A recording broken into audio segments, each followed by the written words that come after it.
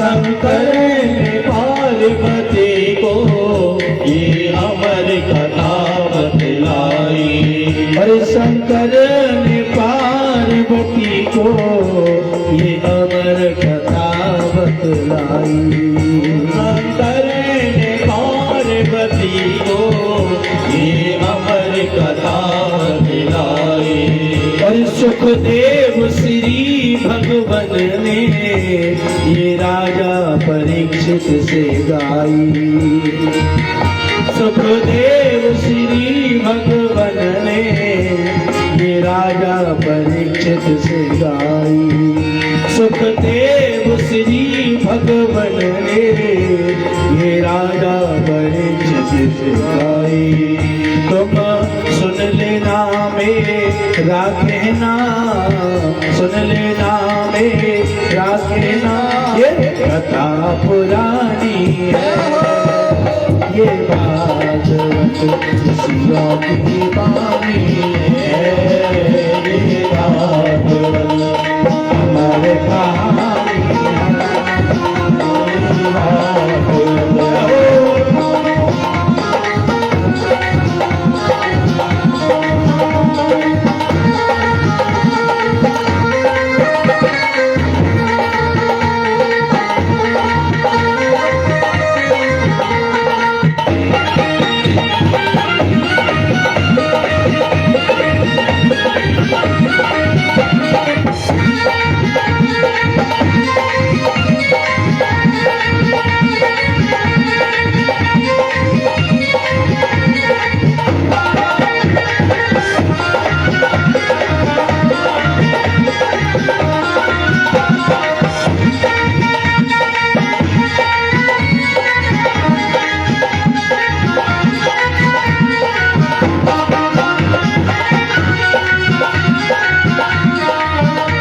इस लोक पड़े कानों में पापी भी मुक्ति पाए। इस लोक पड़े कानों में पापी भी मुक्ति पाए। और 184 हुए मुक्ति वो भव सागर तर जाए। 184 हो मुक्ति वो भव सागर तर जाए। और पूछो तो क्या है ये, पूछो तो क्या है ये, कल्याण करानी है ये भागवत ऋषियों की कहानी है। ये भागवत बड़ी कथा पुरानी है, ये भागवत बड़ी कथा पुरानी है। ये भागवत ऋषियों की वाणी है, ये भागवत ऋषियों की कहानी है। ये भागवत ये भागवत ये भागवत ये भागवत ये भागवत ये भागवत ये भागवत ये भागवत श्रीमद् भागवत कथा का यही भाव है। श्री सूत जी महाराज कहने लगे काल प्यार मुख ग्रास त्रास निर्णास हेतवे श्रीमद् भागवतम शास्त्रम कलौ कीरेण भासितम। अगर जीव को कल्याण करना है, अगर जीव को आवन गवन से छूटना है, अगर जीव को पुनरपि जननम पुनरपि मरणम से छूटना है, तो उसे अपने जीवन में भागवत तत्व को ग्रहण करना चाहिए। लेकिन हम भागवत श्रवण करने के लिए बोले तो कहते करेंगे। कई लोगों से जब गुरु बनाने की बात आती है तो कहते हैं अभी तो हम जवान हैं, गुरु बनाएंगे। कब बनाओगे? बोले अभी तो हम जवान हैं, बनाएंगे। पता चले जवानी थे, रास्ते पे निकले, एक्सीडेंट हो गया, राधे राधे बोले तो ना जवान रहे ना बूढ़े रहे, और नेगुरे ही मर गए, घोर नरक में पड़े, जो कि 84 लाख में पहले घूम रहे थे, अब फिर 84 लाख में ही घूमने लगे। बारिश बंद हो गई, ऐसे थोड़ा लंबा कर लो।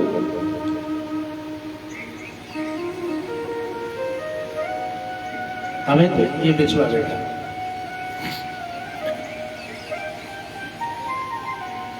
लग 84 में हम पुनः प्रवेश कर गए, क्योंकि हर जीव की एक कामना है, करेंगे करेंगे करेंगे करेंगे। ज्यादातर यही शब्द सुनने को मिलता है। चलो ये तो भजन की बात हो गई, आप किसी कथा के लिए सोचो। हमने कहा भगत जी आप भागवत कथा कराओगे? हाँ जी कराएंगे, छोरा की ने नौकरी लग जाए, बस एक कथा तो निश्चित है करानी है। नौकरी लग गई, सोच रहे हैं नौकरी तो लग गई, छोरा को ब्याह हो तो मांडयो संग कर दें और कथा संग कर दें। महाराज जी का चक्कर नहीं लगा, 1 साल 2 साल हो गई, छोरा हुए को छोरा पर। भगत जी कथा का भयो, तुम तो कथा कराने को बोल रहे थे। अब महाराज जी हमने सोची, क्या हमने सोची, छोरा को ब्याह है गो, नौकरी लगे, छोरा पे छोरा है गो, हमने सोची कुआ पूजन संग ही कर देंगे। तो भगत जी अब करा लो। बोल भगत जी कथा तो करा लें, लेकिन हमारे मन में एक विचार और आएगा। बोल का हमारे अम्मा बाबन पे अब एकादशी ना रहे हो जाए, हाँ तो वो थोड़े थोड़े कभी रह जाते हैं, कभी डगमगा जाते, कभी बीमार हो जाते, कभी सही हो जाते हैं। तो हम सोच रहे हैं 1-2 महीना उन्हें और एकादशी रह लन दें, तो उनकी एकादशी उद्यापन की यानी कि करूंगा करूंगा करूंगा करूंगा, पता चले डोगरी को इंतजार करते करते एकादशी हो जाना पाए और डोगरी राधे श्याम है गई। ऐसा होता है कि करिष्यामि करिष्यामि करिष्यामि करिष्यामि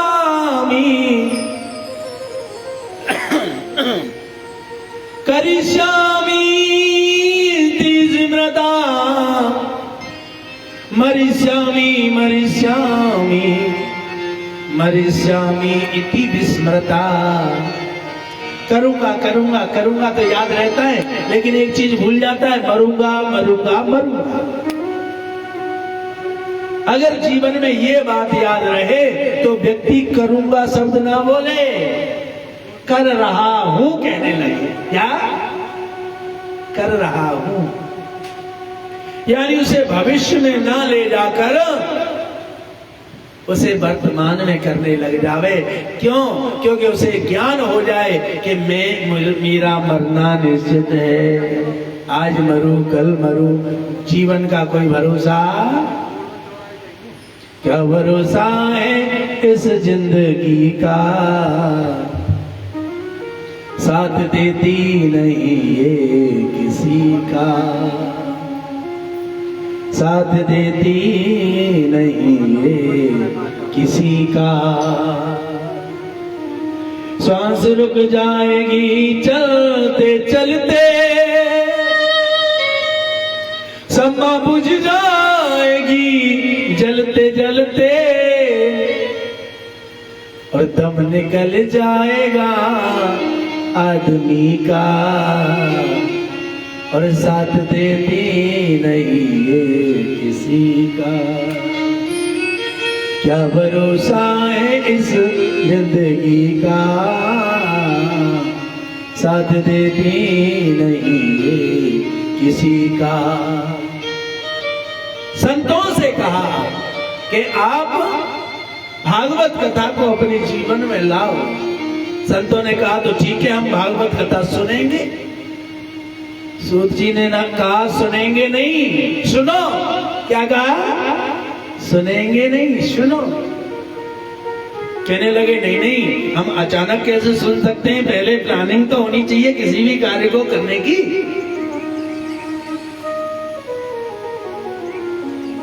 कहने लगे नहीं नहीं, अगर तुम श्रीमद् भागवत कथा के लिए प्लानिंग करोगे तो हो सकता है वो प्लान फेल हो जावे, लेकिन कल करे सो आज कर और आज करे सो अब, और पर में पल्ले होएगी तो फिर करेगो। जो करूंगा करूंगा कहते हैं उन्हें रावण से पाठ सीखना चाहिए। रावण इतने ज्ञानी थे, इतने बलवान थे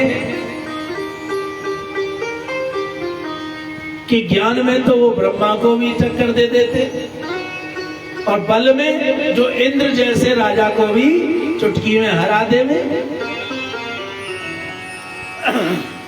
काल से आज तक कोई जीत नहीं पाया। सबसे बड़ा पहलवान कौन है? काल, मृत्यु, जिसने बड़े बड़े हाथियों को भी पछाड़ दिया, बड़े बड़े पहलवानों को पछाड़ दिया, और उस काल पर भी रावण ने विजय प्राप्त करी और उसे अपनी चारपाई की पाटी से बांध लिया। बेटा या जानवरों की तरह बंधा रहे, ऐसा बलवान रावण। उस रावण को भी मरना पड़ा, उस रावण को भी हारना पड़ा। क्यों? क्योंकि उसने करूंगा में विश्वास किया। उसने क्या किया? बोल मैं स्वर्ग तक सीढ़ी बना दूंगा। क्या बना दूंगा? बनाई नहीं। मैं अग्नि में से धुआं निकलना बंद कर दूंगा, कर दूंगा। किया नहीं। मैं बाप से पहले बेटा को नहीं मरने दूंगा। खुद का ही महाराज मेघनाथ पहले मर गया, तो वो इंतजार करता रहा कि मैं ये कर दूंगा। कर दूंगा का मतलब करिष्यामि करिष्यामि करिष्यामि इति स्मृता, मरिष्यामि मरिष्यामि मरिष्यामि इति विस्मृता। जो करूंगा करूंगा करते रहते हैं वो कभी भी कुछ नहीं कर पाते हैं। इसलिए संत लोग कहते हैं कि दो बातन को याद रख, दो बातन को याद रख, मौत और भगवान दोनों की गर याद रहे तो सहज होए कल्याण। ठाकुर जी को याद रखेगा तो पाप नहीं करेगा, मृत्यु को याद रखेगा तो पाप। अरे भैया 2 दिन की जिंदगी है, क्या किसी से लड़ना? 2 दिन की जिंदगी है, क्या पाप करना? 2 दिन की जिंदगी है, क्या किसी को धोखा देना? इस जिंदगी का कोई भरोसा नहीं है, क्या किसी से बुरा बोलना? अगर ये बातें याद रहने लगे तो महाराज इस जीव का कल्याण अपने आप हो जावे।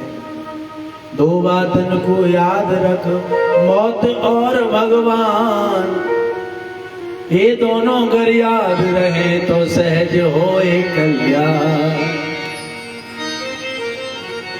सूत जी महाराज कहने लगे नहीं नहीं, हम तो इस भागवत कथा का प्रभाव जानना चाहते हैं। जब ये तो सुने, जब इसका प्रभाव समझ लें, इसके प्रभाव क्या क्या है, इसके असर क्या क्या है।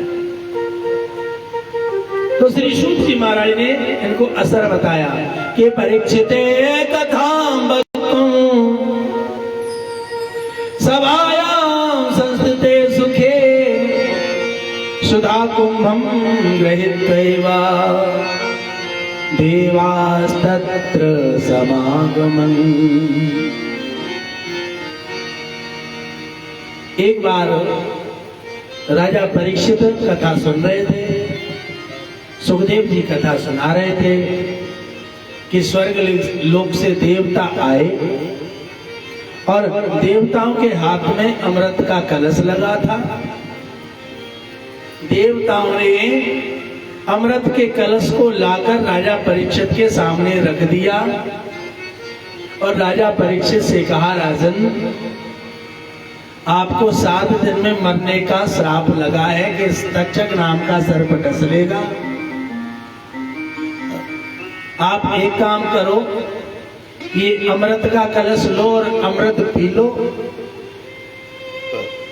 अगर आप अमृत पी लोगे तो वो सांप कितना भी तुम्हें डसे लेकिन वो तुम्हें मार नहीं पाएगा, क्योंकि अमृत पान करने के बाद आप अमर हो जाओगे। राजा परीक्षित को बड़ा आश्चर्य हुआ। राजा परीक्षित कहने लगे, जो देवता बिना मंत्र बोले कभी किसी पे कृपा नहीं करते, जो देवता कभी चावल पुष्प चढ़ाए बगैर किसी की पूजा स्वीकार नहीं करते, आज वो देवता अचानक मेरे ऊपर इतनी कृपा करने कैसे पधारे हैं, जो मुझे अमृत पिलाने आए हैं। एक कहावत है ना गांवों में, क्या शहरों में भी, समझदार के लिए इशारा ही काफी होता है। इस अमृत को देने वाला इशारा ये समझ गए, आखिर ये मुझे ये अमृत देना क्यों चाहते हैं, इसमें कुछ ना कुछ तो राज जरूर है।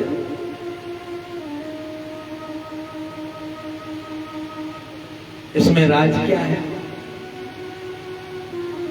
कहने लगे, देवता हो, आप बिना किसी कारण के तो मुझसे अमृत बदलोगे नहीं। आप ये अमृत मुझे पिलाने क्यों आए हो? क्या आप बदले में कुछ चाहते हो? नहीं नहीं महाराज, हम तो कुछ नहीं चाहते हैं कि आप एक धर्मात्मा राजा हो, आपका कल्याण हो जावे। कहने लगे, धर्मात्मा तो मेरे अनेकानेक पूर्वज जो पूरे हो गए वो भी थे, आप उन्हें तो अमृत पिलाने नहीं आए। मैं तो धर्मात्मा ही हूं, लेकिन मेरे दादा धर्मराज युधिष्ठिर वो तो साक्षात धर्म के अवतार ही थे, तुम उनको तो अमृत पिलाने नहीं आए, आप मुझे ही अमृत पिलाने क्यों आए हो? कारण मुझे बताओ। अरे राजन, कारण कोई नहीं, हम तो आपका कल्याण चाहते हैं।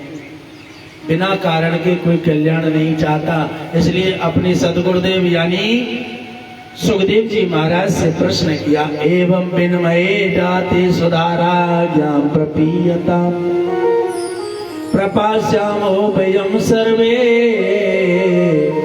श्रीमद्भागवतामृतम्।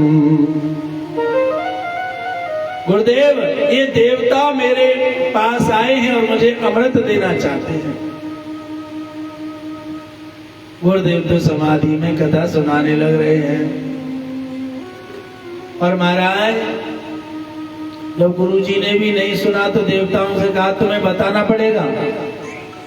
कहने लगे, हम बताते हैं तो एक काम करो, तुम फ्री में नहीं लेना चाहते, तुम अकारण नहीं लेना चाहते अमृत, तो ये जो भागवत कथा जो तुम सुन रहे हो इसे हमें सुनवा दो और अमृत तुम पी लो, चलो तुम्हारा हिसाब किताब बराबर हो जाए।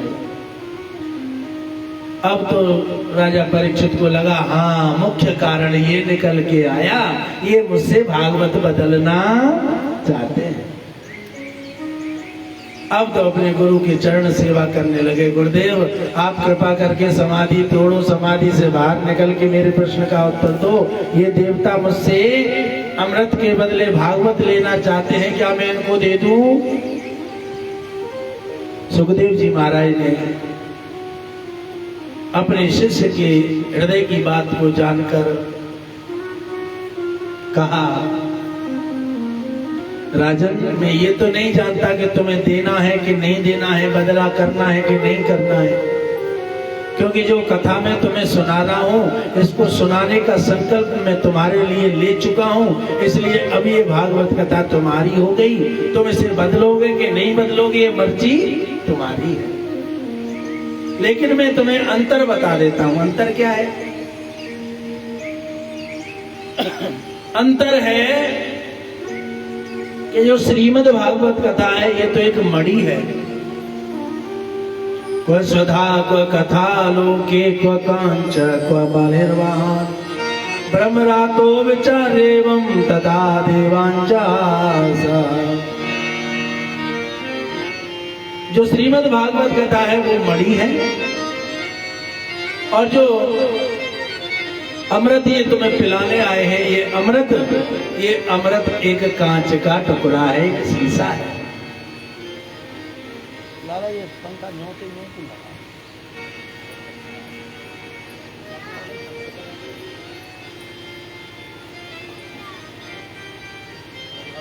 कांच के बदले मणि बदलना चाहते, मैं कोई पागल नहीं हूं।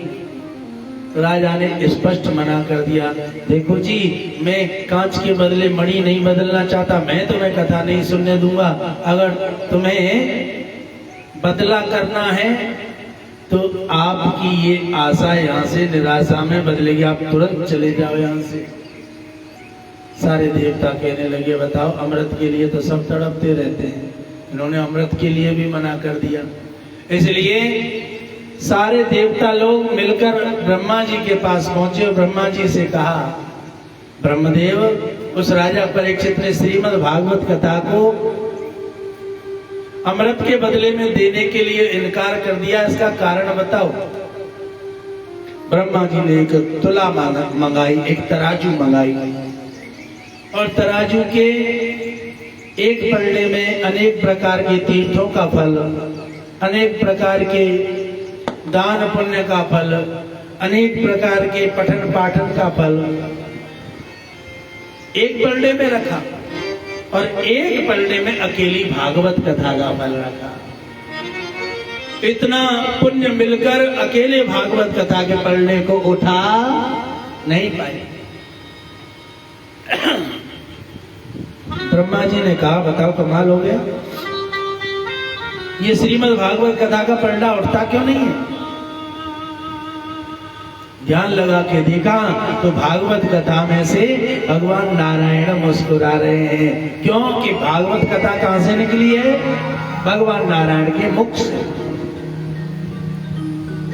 जब ब्रह्मा जी ने सृष्टि करने के लिए बोला कि मैं सृष्टि कहां करूं, तो सृष्टि करने के लिए पहले व्यक्ति का कोई भी काम, कोई घर मकान बनाने लगे तो घर मकान बनाने के लिए हमें नक्शा की जानकारी होनी चाहिए कि नहीं, ज्ञान होना चाहिए कि नहीं, तभी तो हम उसे सुचारू रूप से बनवा पाएंगे।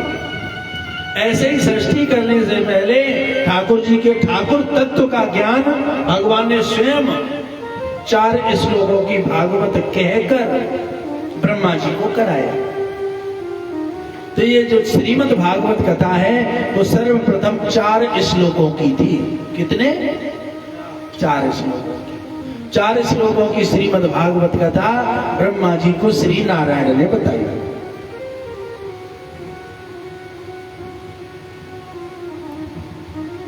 ब्रह्मा जी ने ध्यान करके देखा, अरे ये भागवत कथा में तो स्वयं नारायण है।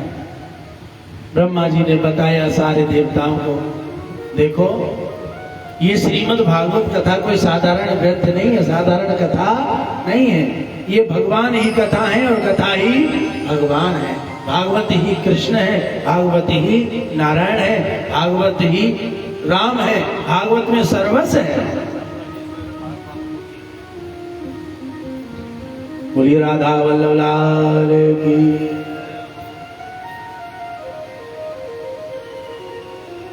नीदरिया तो है बेच आऊं, जो कोई ले ले मोल।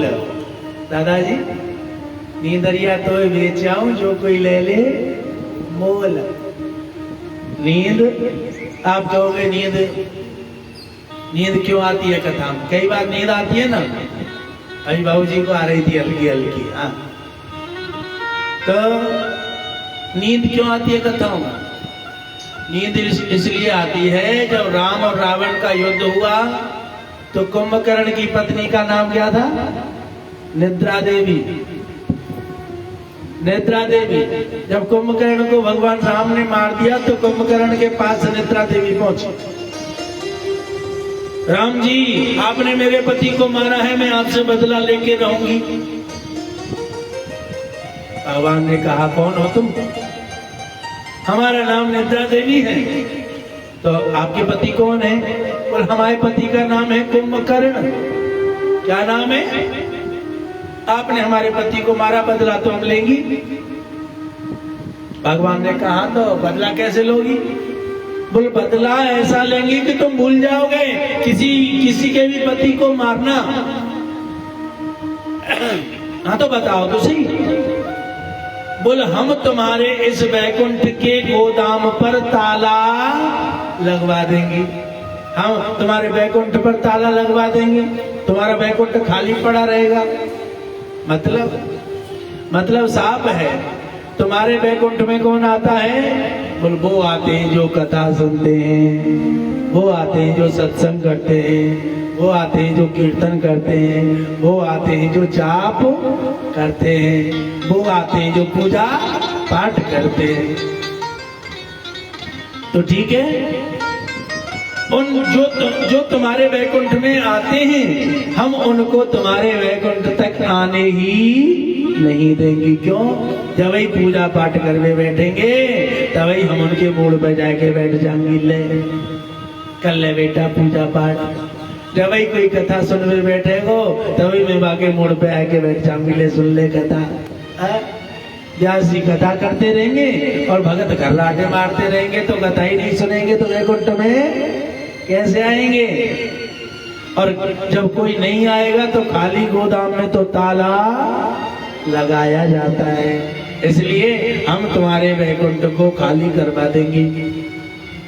तो भगवान ने भी कहा तुम चिंता ना करो, मैं अपने संतों को, भक्तों को, व्यासों को ऐसी प्रेरणा दूंगा कि जब भी कोई सोता हुआ उन्हें पंडाल में दिखेगा तभी जोर से जयकारा लगवा देंगे। बोलो बांके बिहारी लाल की जय हो, बोलो नंद के लाला की जय। जय जय श्री राधे श्याम। श्री कृष्ण गोविंद हरे मुरारी, हे नाथ नारायण वासुदेवा।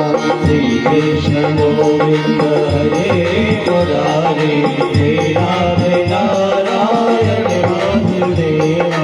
श्री कृष्ण गोविंद हरे मुरारी, हे नाथ नारायण वासुदेवा।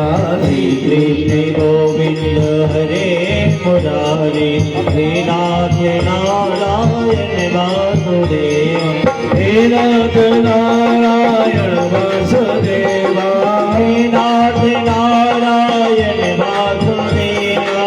हे नाथ नारायण वासुदेवा, हे नाथ नारायण वासुदेवा।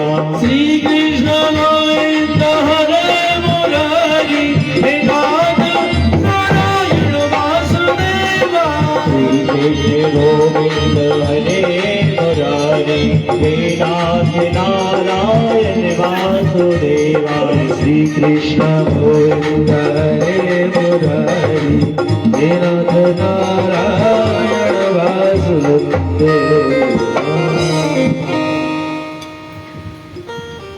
कहने का भाव राजा परीक्षित से कहने लगे आप बदला करो। उन्होंने मना किया। ब्रह्मा जी ने कहा कि उन्होंने सही बदला नहीं किया। कोई मणि के बदले कांच कैसे ले सकता है? इसमें तो स्वयं नारायण है। तब से संतों ने, महात्माओं ने, ब्राह्मणों ने, देवताओं ने समझा कि भागवत ही कृष्ण है और कृष्ण ही भागवत है। सूत जी महाराज कहने लगे प्रभु आपने कहा कि भागवत ही कृष्ण है और कृष्ण ही भागवत है, ये तो समझ में आता है, लेकिन क्या इस भागवत रूपी भगवान नारायण ने किसी का कल्याण किया है? हम किसी डॉक्टर को कब दिखाने जाते हैं? जब कोई उसकी तारीफ करे। देखो फलाने डॉक्टर को दिखाओ, उसको हम दिखाने गए थे तो हम सही हो गए, तो हमारा भाव बनता है नहीं। जब पड़ोसी सही है वो तो क्यों ना हम वही पे दिखाओगे। आज कहने लगे हम आपसे पूछना चाहते हैं कि श्रीमद् भागवत कथा ने कभी किसी का कल्याण किया है? जी महाराज ने कहा हाँ, एकदा ही विशालाया चत्वारा ऋषियो मला सत्संगार्थम समायाता दत्तस्तत्र नारदम। एक बार चार भाई सनक सनंदन सनातन सनत कुमार बद्रीनाथ में बैठे हैं। बद्रीनाथ में बैठे बैठे इन्होंने देखा कि नारद बाबा भागे भागे जा रहे हैं।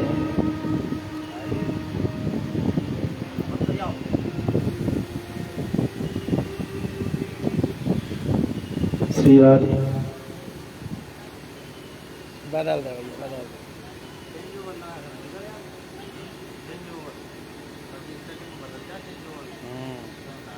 अगली कथा में लगवा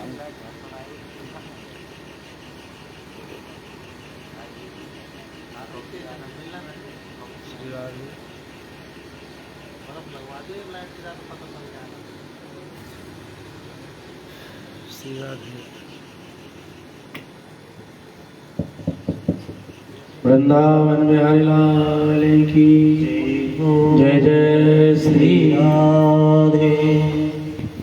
कथा कहाँ चल रही?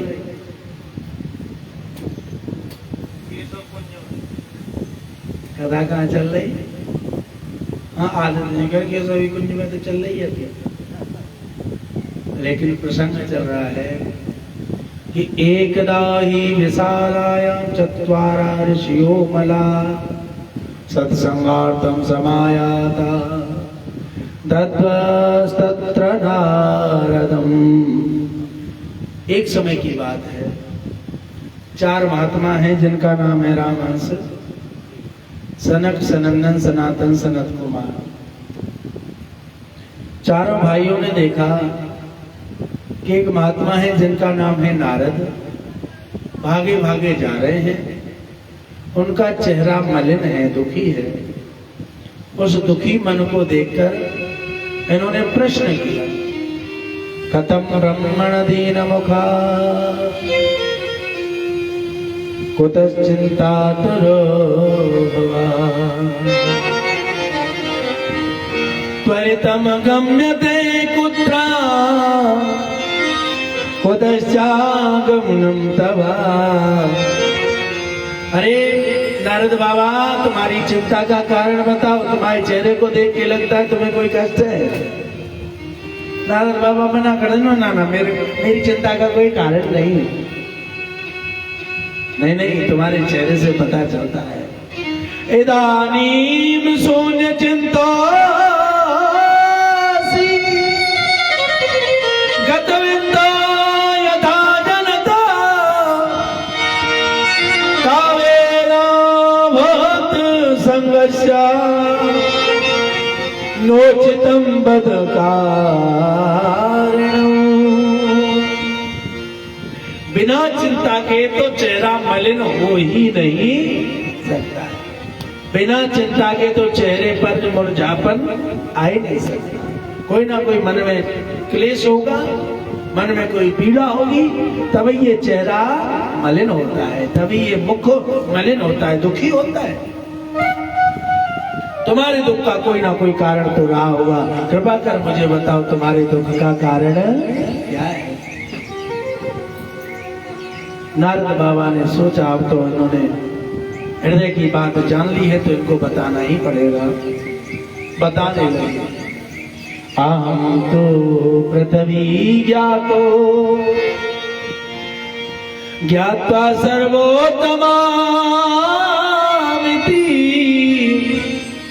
पुष्करम च प्रयागम च काशी गोदावरीम तथा हरि क्षेत्रम गुरु क्षेत्रम श्रीरंगा सेतु वंदनम एवं आदिशतीर्थेषु मृगमाणा इतस्ततः। महाराज, एक बार मेरे मन में विचार आया कि मैं पृथ्वी पे चलूं। सोचा पृथ्वी पर भगवान बार बार जन्म ले रहे हैं, बार बार अवतार ले रहे हैं, तो इसका मतलब पृथ्वी पर बहुत आनंद होगा। जब भगवान स्वयं यहाँ पर अवतार ले रहे हैं तो क्यों ना मैं भी चलूं। नारद बाबा बताने लगे, जैसे मैं पृथ्वी पर गया मैंने सोचा शायद आनंद आएगा, लेकिन वहां तो मैं पूरी पृथ्वी पर भ्रमण करने लगा। पृथ्वी पर और तो और मैंने तीर्थों में जाके देखा, पुष्कर गया, प्रयागराज गया, काशी गया, गोदावरी नदी के तट पे गया, हरि क्षेत्र गया, कुरुक्षेत्र गया, सेतुबंध रामेश्वर गया महाराज। सौनक जी महाराज से कहने लगे, लेकिन क्या बताऊं, वहां जाने के बाद मुझे आनंद की अनुभूति तो नहीं हुई, लेकिन एक कष्ट बड़ा हृदय में प्राकट्य हो गया। क्या कि जथा नाम जथा गुण मैंने वहां पर पाया। जैसा व्यक्ति का नाम है उसके विपरीत में उसका काम है।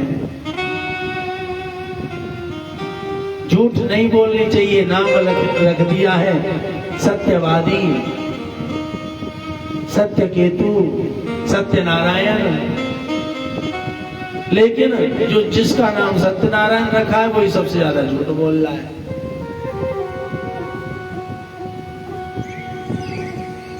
जथा नाम जथा गुणा। जब मुझे लगा कि ये तो सब गड़बड़ है तो मैं और महाराज अनेक अनेक आश्रमों में भागता फिरा। मैंने देखा वहां पर तो और भी गड़बड़ है कि सत्यम नास्ति तपा शौचम दया दानम न विद्यते उदरम भरणो जीवा बराह का कूट भाषणम। धर्म के 5 पैर हैं जिनमें से 4 पैर कट चुके हैं। 5 पैर कौन से हैं? सत्य, तपस्या, पवित्रता, दया और दान। अब ये 5 पैर किसी के घर में है? धर्म के 5 पैर किसी के घर में अब विराजमान नहीं है। सत्य बोलने की बात करो तो आधे से ज्यादा तो झूठे ही बोलते हैं। हाँ, वो लोग हाथ उठाना आप में से जो सत्य बोलते हैं। चलो वो हाथ उठाओ जो झूठ बोलते हैं। अच्छा, गोल मत बोले, ना झूठ बोले ना सच बोले, झूठ सच दोनों बोले। हाँ, तो सत्य नाम का पैर कट गया। तपस्या 2 घंटा की कथा में हम पे आलती पालती मार के बैठा नहीं जाता, क्योंकि पामन से बैठो ही ना जावे। बाऊ है गई है पामन में। हाँ, थाईराइड है वो है। ठाकुर जी चकाचक खाए पे को दे रहे, खाए और बैठे तो रे धुआंधार दे भैया, दे भैया। रात सोवे को कमती पड़ रही है, दोपहरी में फिर सो रहे घरराटे मार के। बेड भी परेशान है, भैया ने तेरे घर में गलत आ गया। तो तपस्या नाम का पैर भी कट गया। शौच यानी पवित्रता, पवित्रता भी घर में नहीं, पूरे घर में चप्पलों से पैर के घूम रहे हैं। भगवान के मंदिर तक को नहीं छोड़ते, वहां भी कपड़ा की चप्पल बनवा के डोल रहे हैं, पैर के कड़ामों पहन के डोल रहे हैं। और तो रसोई मंदिर होती है, रसोई में भोजन बनता है, भगवान का प्रसाद भी बनता है, उस रसोई में चप्पल पैर के डोल रहे हैं। किसी से बोलो भाई चप्पल पहन के रसोई में मत जाओ तो कहिए तो रसोई की चप्पल है। हाँ? रसोई की चप्पल है ना, तो रोटी के संग खावे तो ना लगा फिर भी लगातार चल रही है। पवित्रता कहाँ है? तो पवित्रता यानी शौच रूपी पैर भी कट गया। दया, दया हमारे जीवन में बची नहीं। एक पैर बच गया दान। अब 5 पैरों पे चलने वाला जीव एक ही पे खड़ा रह जाएगा तो वो लड़खड़ाएगा। अब दान भी लड़खड़ा रहा है। दान करने वाला सोचता है दऊं तो ना दो, कितने दऊं, तो पहले देख ही लो कौन कितने दे रहा है। यानी कि उसमें भी वो पैर लड़खड़ा रहा है, उसे पूर्ण सामर्थ्य नहीं है। भाव जो भी रहे। नारद बाबा कहने लगे, मैंने जाके देखा संतों में भी शांति नहीं है। तो मैं गृहस्थियों में गया, गृहस्थियों में मैंने और उल्टा चक्र देखा। तरुणी प्रभुतागे हे श्याल को बुद्धिदायक, कन्या विक्रयणो लोभा, दंपति नाम चकनम। यानी कि घर में बड़े बूढ़े बुजुर्गों की नहीं चलती, जवान बेटा और बहू की चलती है। जवान बहू और बेटा की खूब चलाओ, चलानी चाहिए, क्योंकि वो आज के युग के विषय में जानकारी रखते हैं। लेकिन जवान बेटा और बहू को भी माता पिता के सम्मान को ठेस नहीं पहुंचानी चाहिए। कोई भी काम करो उनको पूछ लो, अगर उनकी समझ में नहीं आता है तो उनको बताओ, हम ये काम करेंगे तो इससे ये फायदा हो जाएगा। कोई भी बूढ़ा बड़ा बुजुर्ग ये नहीं चाहेगा कि हमारे नाती पोते का या हमारे बेटे का नुकसान, पर तुम्हें फायदा बताना पड़ेगा, क्योंकि वो उस जमाने के बुजुर्ग हैं जिस जमाने में 1 रुपया को बहुत माना जाता था। ये उस जमाने के बुजुर्ग हैं जो 10 रुपया दान करेंगे तो ये समझेंगे जब कितना बड़ा दान कर दिया। क्यों? क्योंकि उनके जमाने में उस 10 रुपए की बहुत बड़ी कीमत हुआ करती थी। उनको समझाना पड़ेगा। अगर तुम उनको समझाओगे तो वो तुम्हारे साथ है, लेकिन हम उनसे नहीं। कोई बात भी बतानी पड़ती है, बुजुर्ग 2 बार 4 बार फालतू पूछ ले तो हम उन पर टूट के पड़ते हैं, उन पर क्रोध करने लगते हैं। अरे डोकरी डोकरा तुम्हें इन बातन थे क्या मतलब है? उनको नहीं बताएंगे, किसको बताएंगे? श्याल को बुद्धिदायका। ससुराल में सारे फोन करेंगे, सारी ये बताएंगे, ससुराल वालों को बताएंगे, लेकिन अपने परिवार वालों को, अपने अम्मा बाबा को नहीं बताएंगे। ये कली काल का प्रभाव है। नारद बाबा कहने लगे, मैंने जाके देखा कि महाराज घर में बुजुर्गों की नहीं चलती, साले साहब की चलती है। हम हर कथा में एक ही बात बोलते हैं, घरे बिगाड़े आरे, दीवाले बिगाड़े आरो और घरे बिगाड़े सारो। इसलिए स्वयं कहते हैं नारद बाबा कि श्याल को बुद्धिदायका। जब मैंने घर परिवार में देखा कि घर में साले की चलती है तो मेरा मन और बेचैन हो गया, इसलिए मैं वहां से भागा। भागते भागते मेरे मन में विचार आया, क्यों मैं देव स्थान के लिए चलूं या अभी पृथ्वी पर और खोज करूं? कोई स्थान तो ऐसा होगा जो भगवान को सर्वोपरि प्रिय होगा। तभी मन में विचार आया कि एक स्थान ऐसा है जिस स्थान पर भगवान ने बाल लीलाएं करी हैं, जिस स्थान पर भगवान ने महाराज किया है, जिस स्थान पर भगवान ने गैया चराई है, जिस स्थान में भगवान ने गोपियों की छाछ को चुराया है। क्यों ना मैं ब्रज में चलूं? नारद बाबा ब्रज में आए, ब्रज में विचार किया, क्यों ना मैं श्रीधाम वृंदावन में चलूं। आज श्रीधाम वृंदावन में नारद बाबा आए। जो नारद हमेशा नारायण नारायण रटा करते थे, जैसे वृंदावन में प्रवेश किया तो वृंदावन के वृक्ष को मरम न जाने कोई, डाल डाल और पात पे श्री राधे राधे हो। आए जब वृंदावन नारद, आए जब वृंदावन नारद, तो वृंदावन में क्या पाया, वहां के पेड़ पौधों ने अनोखा रंग दिखलाया। पेड़ पौधे के हृदय से सहसा एक आवाज आई, राजा कृष्ण कन्हैया राधे यहाँ की है महामाई।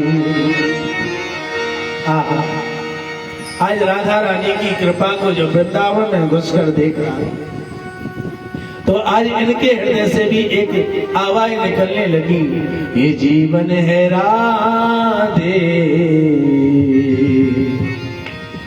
तुम्हारे सहारे, तुम्हारे सहारे।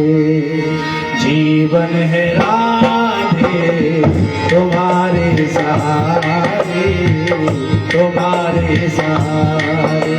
ओ जीवन है राधे तुम्हारे सहारे, तुम्हारे सहारे।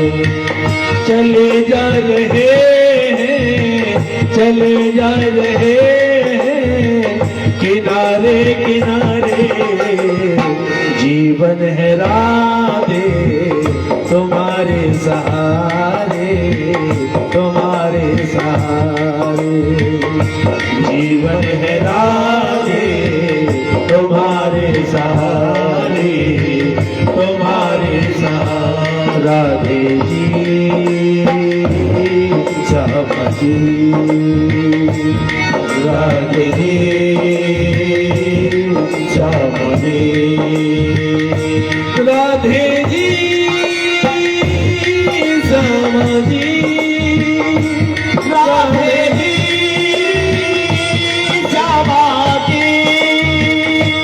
राधे जी समझी, राधे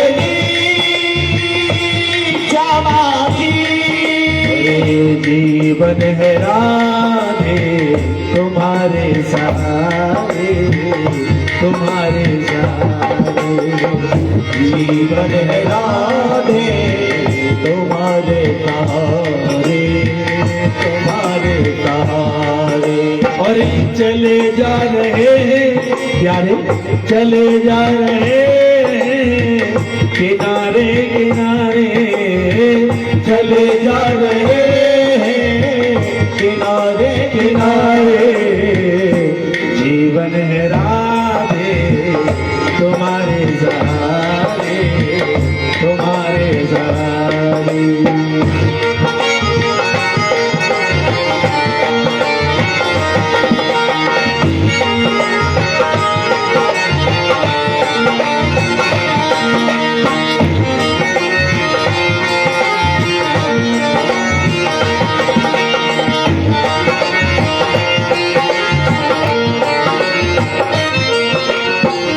जीवन में जिसने ना राधा पुकारा, जीवन में जिसने ना राधा पुकारा, वही जीव हारा, वही बेसहारा, वही जीव हारा, वही बेसहारा।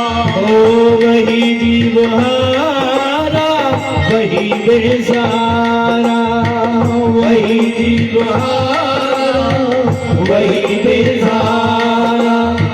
राधे नाम ने सब किए हैं किनारे, किए हैं किनारे।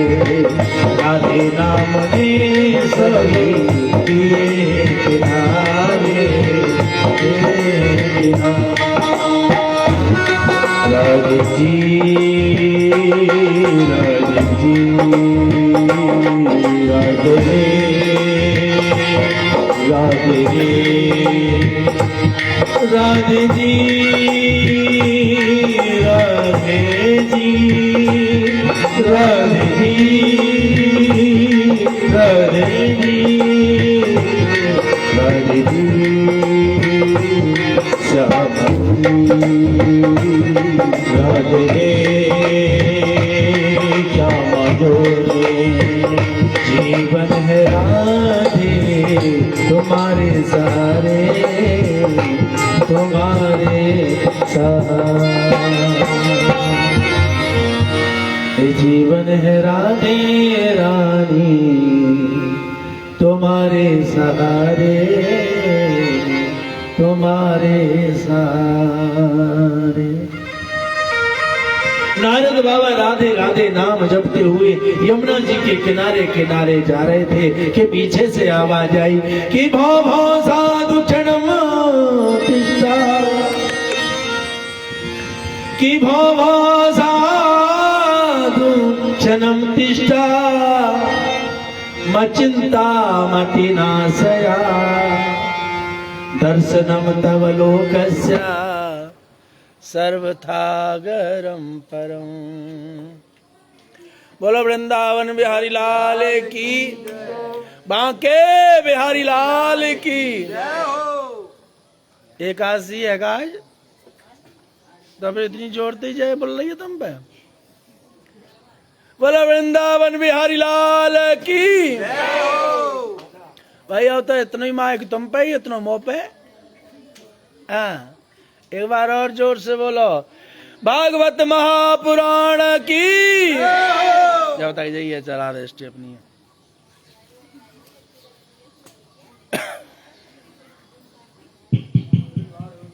जय जय श्री राधे। वृंदावन बिहारी लाल की। साधन क्या हुए जब तक जनरेटर चले जब तक जी, और जीवन हो तो फिर लाइट। 3 प्रकार की व्यवस्था है अपनी। बांके बिहारी लाल की जय जय श्री राधे श्याम। नारद बाबा जैसे यमुना जी के किनारे किनारे जा रहे थे कि पीछे से आवाज आई कि भो भो साधु क्षणम तिष्ठा, मचिंता मति नाशया, दर्शनम तव लोकस्य सर्वथागरम परम। हे नारद बाबा रुक जाओ, हे नारद बाबा रुक जाओ, हे नारद बाबा रुक जाओ। पीछे से जैसे एक स्त्री ने आवाज लगाई तो नारद बाबा कहने लगे आखिर ये स्त्री हमें क्यों बुला रही है। क्योंकि नारद बाबा कहने लगे चेला तो हमने बहुत बनाए हैं लेकिन चेली एको नहीं बनाई, लेकिन फिर भी ये हमें बुला रही है। इसका कारण क्या है? पीछे मुड़कर देखा तो एक जवान स्त्री है, इसके घुटनों पर 2 बूढ़े पुरुष लेटे हुए हैं और दोनों बूढ़े पुरुषों को अपने घुटनों पर लिटाकर ये विलाप कर रही है, त्राहिमाम त्राहिमाम त्राहिमाम रक्षाम रक्षाम, कोई मेरी रक्षा करो। नारद बाबा लौट कर गए, देवी आप कौन हैं? ये जो आपके घुटनों पर 2 बूढ़े पुरुष लेते हैं ये कौन है? तभी ये नारी जो स्त्री है ये बोल पड़ी, अहम भक्ति ऋतिक्षातो, अहम भक्ति ऋतिक्षातो इमौ मे तनयो मता, कि ज्ञान वैराग्य नामानो काल योगे न जर्जरा, काल योगे न जर्जरा। महाराज मेरा नाम भक्ति है और ये जो दो बूढ़े पुरुष देख रहे हो ये कोई और नहीं, ये एक का नाम ज्ञान है, एक का नाम वैराग्य है। ये दोनों मेरे बेटा हैं, पुत्र हैं। अरे देवी ये तो बड़े आश्चर्य की बात है। बताओ आप माँ हैं, आप तो जवान हैं और ये बेटा हैं, ये बूढ़े हैं, ऐसा कैसे हो गया? नारद बाबा इससे पूछना चाहते हैं आखिर ऐसा कैसे हुआ।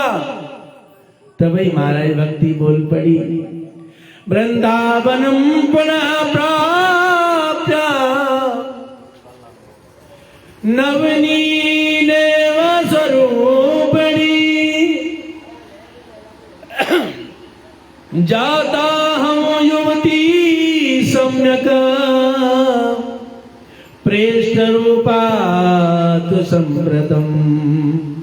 जो ये आप मेरा जवान रूप देख रहे हो ना, ये मेरा जवान रूप नहीं था, मेरे बेटाओं का, मेरे पुत्र जवान थे और मैं बूढ़ी थी।